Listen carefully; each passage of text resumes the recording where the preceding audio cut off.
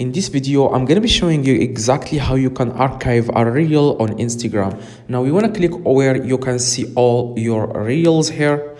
This video icon, click on it. Now you want to select the reel that you want to archive. Let's say that I want to archive this reel.